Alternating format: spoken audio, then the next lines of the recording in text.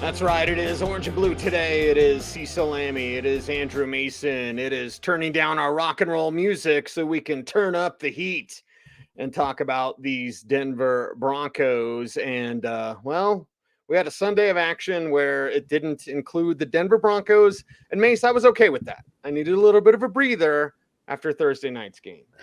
Yeah, Cecil, I probably watched yesterday, second half of the Bengals Ravens game, a couple of bits and pieces of the early games, and that was it. It was mostly a Sunday off and even a weekend off. I didn't watch much football on Saturday. I watched baseball and a little bit of soccer and then some other stuff. I think I needed a break.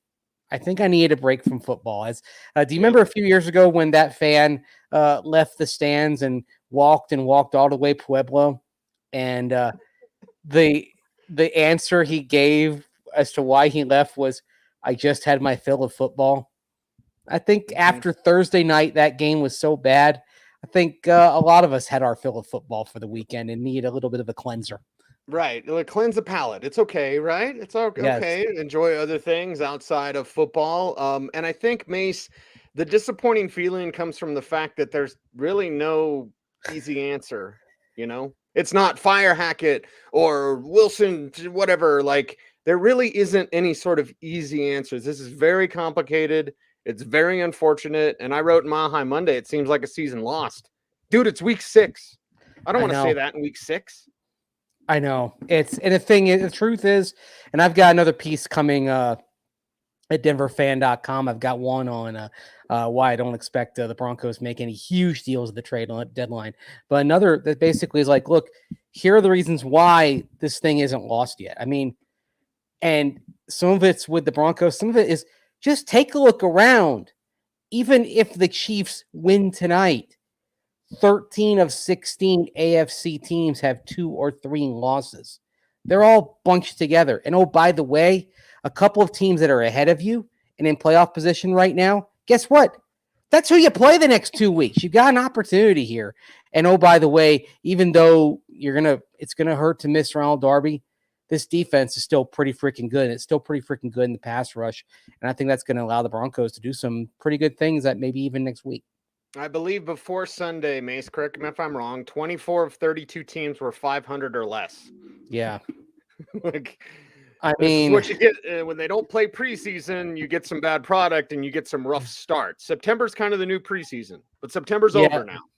It's exactly. And it's over, and we'll see some separation as it goes on, but I don't know that we're going to see a huge amount of separation. I think this is going to be one of those years where it just seems like there's going to be a muddled middle in the NFL. Muddled middle.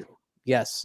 The great muddled middle, and the Broncos are in that muddled middle. And you know what? You look over the course of their schedule to date, they played 5 teams, and you can argue that every other team they've played has been in that muddled middle. I mean, you've got like the Seahawks have 3 losses, the Texans have 3 losses, Niners are right there, I believe at 3-2. I mean, that's and those games, they can go either way at this point.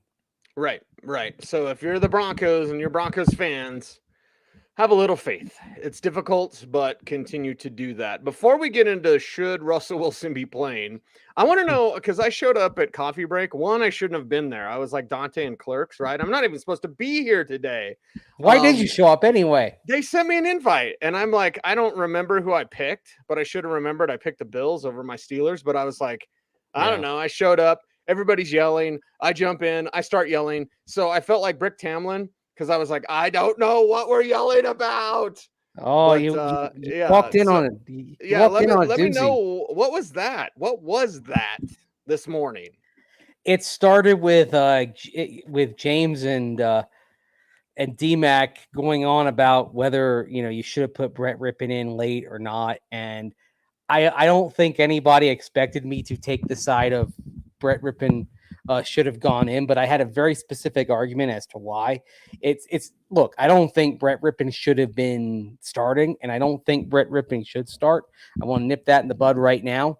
but Russell Wilson clearly wasn't right and he wasn't healthy. And my argument was that if you'd had Brett Rippon in there, I think you would have seen the Broncos take a more conservative approach in the fourth quarter to their play calling and their decision making and whether to go for it on fourth down.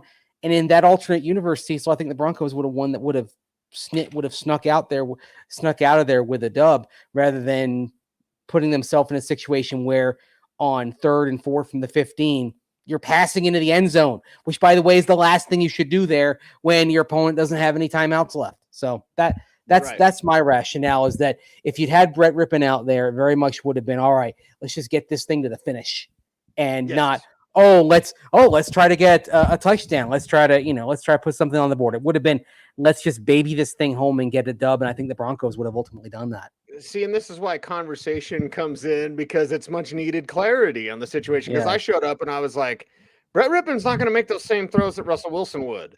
So that's where I started yelling, because I was like, Brett Rippon's not good. Like, he's not even Bailey Zappi. He's certainly not Cooper Rush. He's not Jacoby Brissett, who's making himself some money, by the way. Yeah, not even Zappi. That's, considering what we saw Zappi down in Mobile, man. Yes, we did. Yeah. He was 6th of 6 down there. Yes. It wasn't even close. It wasn't even close. But look at what the Patriots did with Zappi. They're like, let's not let the kid mess it up. So you are very correct, as you most always are, Andrew Mason. I have my moments. So do you. Yeah, I do. And someone, I'm just going to ask you, and you can be completely honest with me. It might hurt my feelings, Mace, but I expect this from you because you're my friends. Friends will tell you what's up, like in front of your face. People who aren't your friends are the ones that stab you in your back, like the other people in the Denver media that are glad about fan changes. Anyway, I won't get personal yet. But somebody on Twitter was like so mad at me that I brought up Tariq Woolen has the 3 interceptions in 5 games. And I was like, I wanted him. I didn't even mention Montrell. I just said I wanted him on day 3. And I still love Damari Mathis. Like, I love Damari Mathis. Like, I wish there would have been a world where you could have got both of those young men, or at least like Jalen Watson and Tariq Woolen. So I bring that up, and somebody on Twitter, and Twitter's the worst. But is it annoying? Have I taken it too far, Mace? With the whole, they should have drafted Tariq Woolen or Isaiah Pacheco, because trust me, if Pacheco scores tonight, it's going to be so hard for me not to jump on and be like, because here's the thing. And we talked about it on the show. It's the position. It's not necessarily the young man. It's the position. Corner is way more important. And now they don't have Darby. You'd have Tariq Woolen, who has looked better than Damari Mathis. Like, he's 6'4", he has a 4'2". Right. Yeah. We've seen more of him. He's got more experience, but for me, it has nothing to do with Montrell Washington, the young man.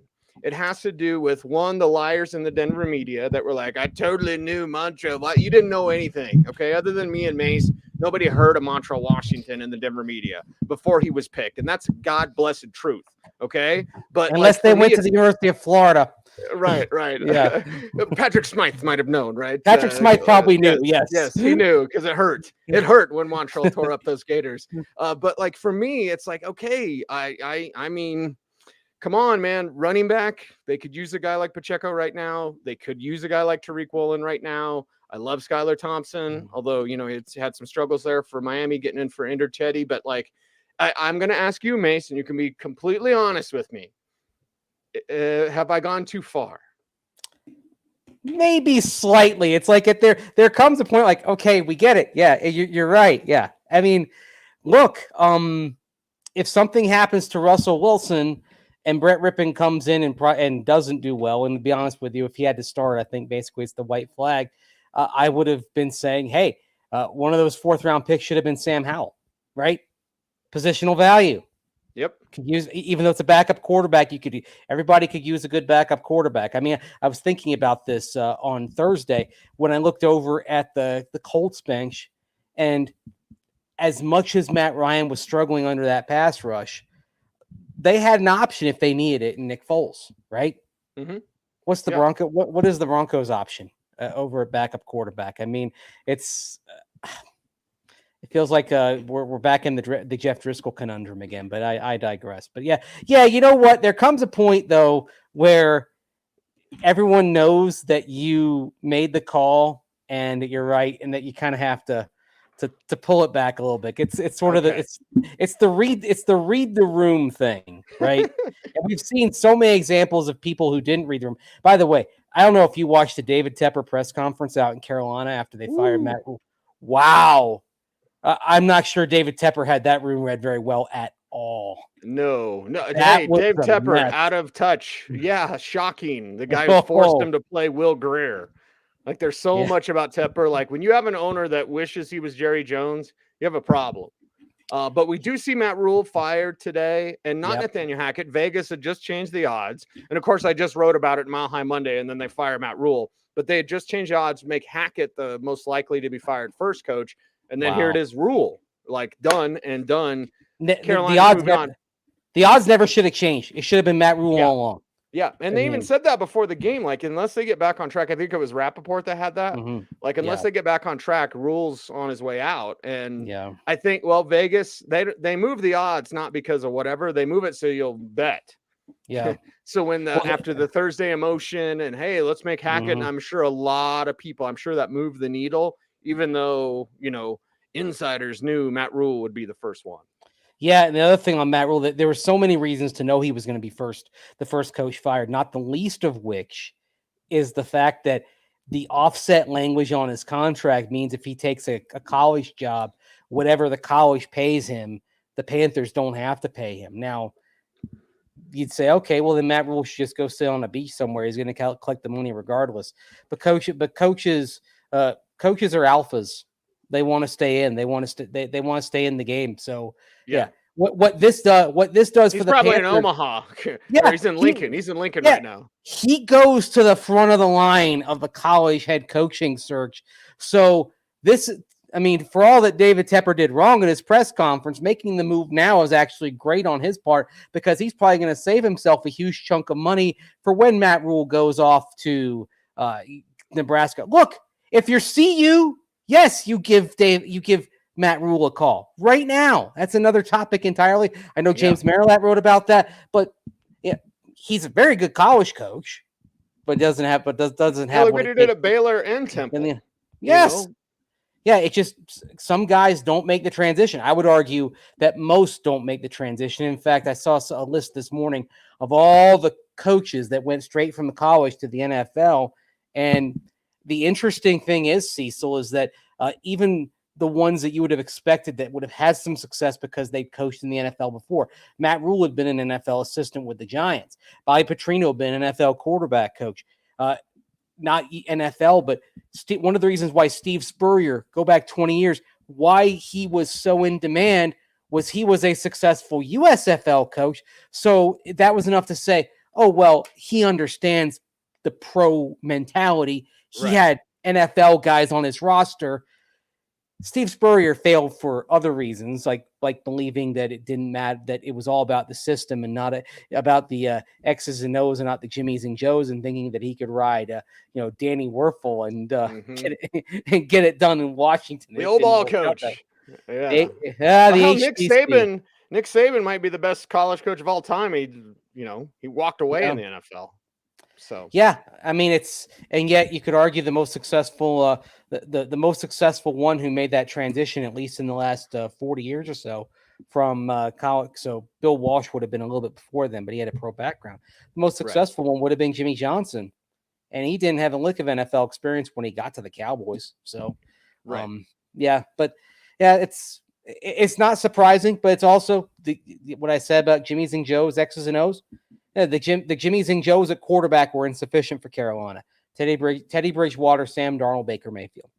That's the biggest reason why he's no longer the head coach of the Carolina Panthers at this point. Yeah, is it the coach or is it the quarterback? It's both. Yes. Is it Shanahan or John Elway? It's both. Is it Belichick or Brady? It's both. Yeah, okay. And for the woes right now, is it Russ or Hackett? It's both. It's both. They're both culpable for different reasons. Yes. We'll get to the should Russ be playing in a little bit, but Daniel asks, who do you expect to be the coach after the bye week? Hackett's going to coach the whole year. Yeah. I don't know how he saves his job unless there's a playoff run.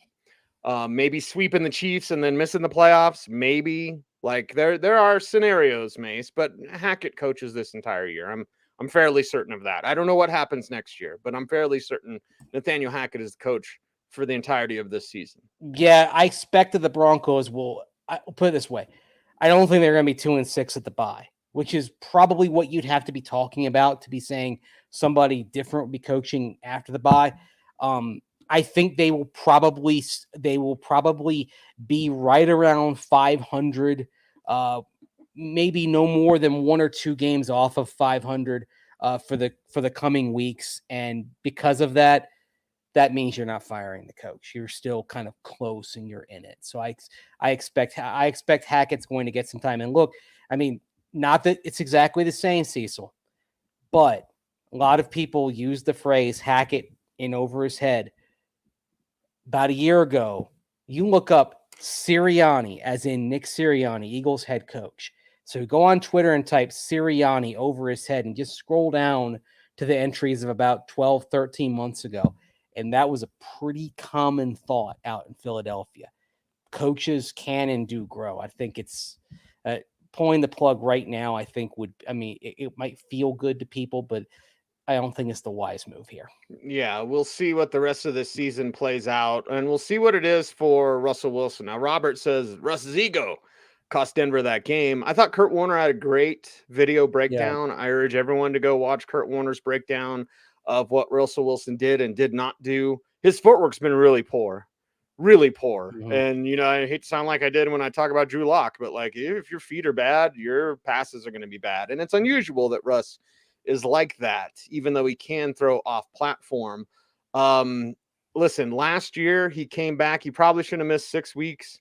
He came back after 3 with a finger injury. Yeah. This year, who knows the exact extent of this injury? Should he take some time off? Yeah, maybe, Mace, but it doesn't seem like he's going to.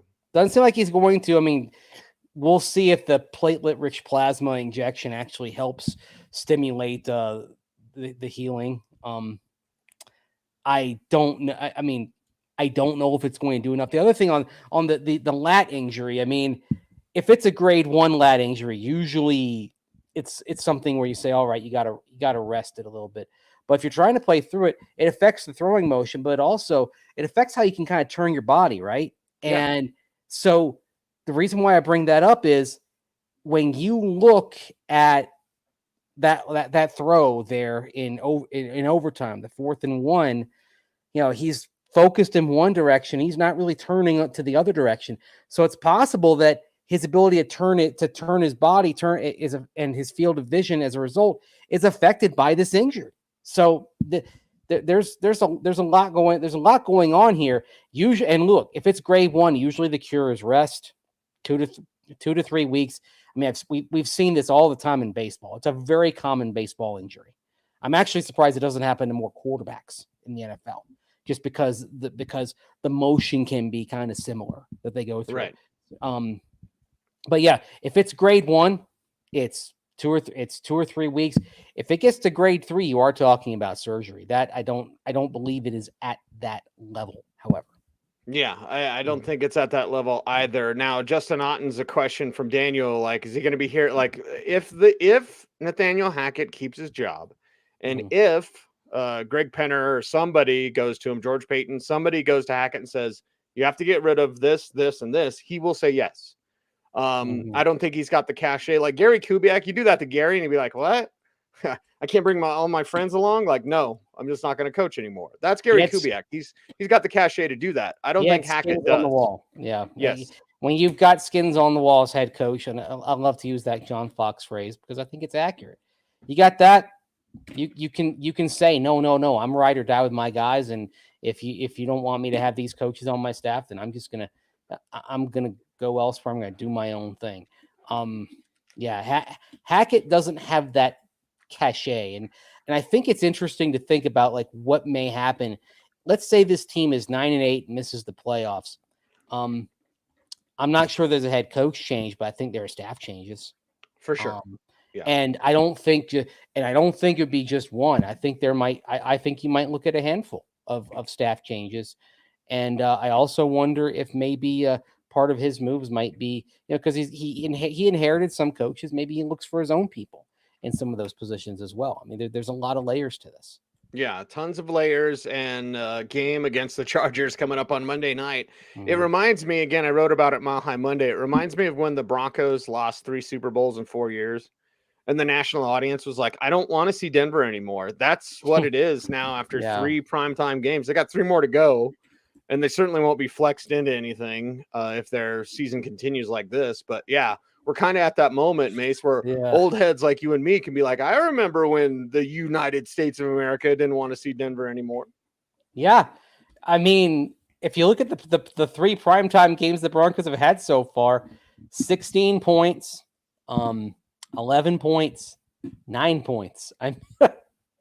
This is not trending in the right direction here for what we would call entertaining football that people want to watch. So I get why the people would be very skeptical about about wanting to see this team. So, but Yeah. it's a fun joke for now. You know what? You put up 24 points next week, everyone forgets about it. That's the thing. That's the thing. Like this game changes quickly, and it changes more quickly than it used to. Circumstances Yes. change more quickly than than they used to. So that's why. I mean, yeah, They beat the Chargers. What's the talk going to be? The talk is you can be 5-3 at the bye and everything's great, right? You're like, oh, you're going to come home, you're going to beat the Jets, and then you have the Jags. The Jags, yeah, they're competitive, but they just lost to the Texans at home, right? I mean, right now, it's you can't see your way out of the darkness. You get one result, everything changes. So, yeah. And the Chargers choke, regardless of whatever you say about Justin Herbert or whatever. The Chargers choke. So if you've got that defense, and listen, I love Trevor Lawrence, but you're going to make him look like a young quarterback when you play him. Like, you've got an opportunity against a Chargers team that chokes. I'm not picking the Broncos, but if they won, I wouldn't be surprised. I wouldn't either. And I mean, yeah, the Chargers are, going to maybe get Keenan Allen back, but this is still a team that's dealing with a lot of injuries itself. The Broncos are too, but you can't deny what the Chargers are dealing with. And oh, by the way, you have another coach who maybe is going to be needlessly aggressive in terms of the play calling. I mean, they nearly lost the game yesterday because of Brandon Staley being too aggressive in what he wanted to do on a 4th and short. Yeah, Denver fans won't notice, Mace, but we got to talk about it. Staley almost coaches his way out of a job. Yeah. Honestly, he's done that for a while now. So he just makes piss poor decisions. Yeah. His seat is warmer than people realize. Yes. And even with the cheap Spanos family running that team. Because they're cheap, but here's the thing.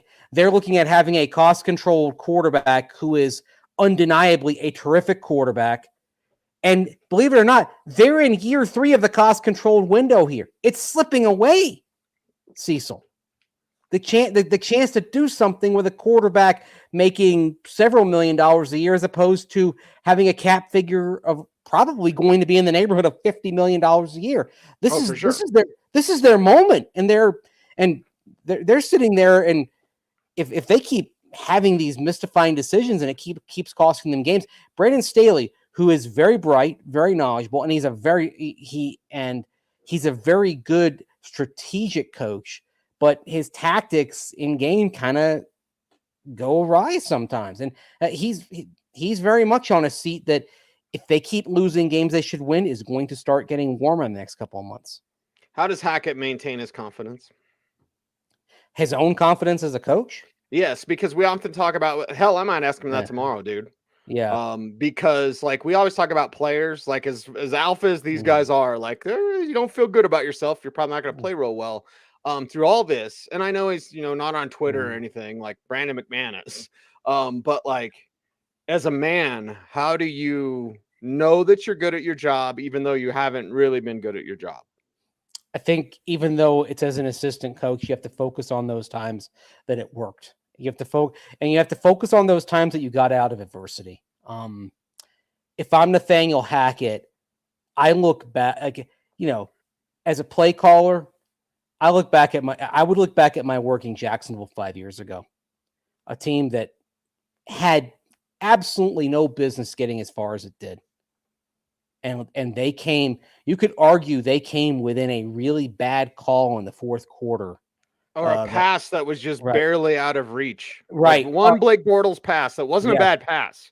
Yes. Like one pass out of the Super Bowl. Right. From being there with Blake Bortles, and I know he thinks highly of Blake Bortles, but look, I mean, Bortles is out of football today and he's out of football for a reason. He could a couple of years ago, he could only get a practice squad gig in Denver for a reason. There, he's as far as pro quarterbacks go, he wasn't very good, but you got there. You were this close to the mountaintop, and your strategy, what you did as a play caller, was a huge reason why you were that close. And that's why one of the things that I think is interesting is that, and Hackett has shown some adaptability. Shoot, he got a pretty good offense out of Buffalo when they had Kyle Orton, I believe 8 years ago, right? And they were, they had a running back by committee. They had Kyle Orton. By the end of the season, they had a pretty effective offense. So if you're Nathaniel Hackett, I think you look back and say, okay, I didn't become a dummy overnight. I am who I am, and I've had success. Lean on that. Trust that. And then I think he can. And then I think he can find his mojo. Look, that first game, week one. If the Broncos if they don't have that decision to say we're good on a 64-yard field goal, if they actually if they actually could go for it on fourth down and they make it, and they end up winning the game on a last-second field goal, you know what we're talking about? We're saying, boy, oh boy, Nathaniel Hackett called a really good game because he actually was calling a good game up until then. I mean, you can't blame him for the fumbles at the goal line, right? I mean, it's a matter, and even on Thursday, I mean, was the offense bad? Yeah. He schemed KJ Hamler wide open. Okay. I would prefer they do under center on 4th and 1, but at the same time, that play call was actually a good play call. It set up an open receiver who should have been able to, who Russ should have found for the touchdown. Right. So I think if I'm Hackett, I just kind of focus on saying, all right, why is this thing not working? And not to say that he's blameless, but I don't think, especially last week, he carries as much blame as a lot of people believe. I think people need a little bit of a history lesson as we wrap up today's show, Mace. I will remind people, and I am not comparing him to Sirianni. You weren't either. Yeah. I'm not comparing him to Kyle Shanahan. Now, Kyle wasn't the head coach, but remember when Matt Ryan fought Kyle? That first year together, and he's like, I don't want to do this. Play action, zone system. The second year when Matt Ryan genuflected, he was the MVP of the league. Yeah. So like Matt LaFleur, Aaron Rodgers, they went at it. They had some, head-butting because of that system. But when Aaron Rodgers, he went back-to-back MVPs. Yeah. Right. So we have evidence. We have history to look on. It's probably not going to be kind for Nathaniel Hackett. We all can fast forward this thing. But I'm also at the same time not going to say fire him at the bye week. Yeah. I think it's too early. And look, I'll give him some credit. Part of being a head coach is identifying the right people for jobs. I mean, Justin Alton is an offensive coordinator, kind of in title only because Hackett's going to place. But I think his coordinator hires of Dwayne Stukes and Ejiro Evero were terrific. The special teams as a unit, you can see it in the cover. He might have to make coaching changes anyway when Evero gets a head coaching gig. Yeah, or Stukes, or both. But yeah, special teams across the board are better than they were last year, and defense is better with most of the same, a few new guys in, but mostly the same, a lot of the same type of personnel, certainly same level personnel wise. And so that's a head coaching skill too, is identifying who your coordinators are going to be.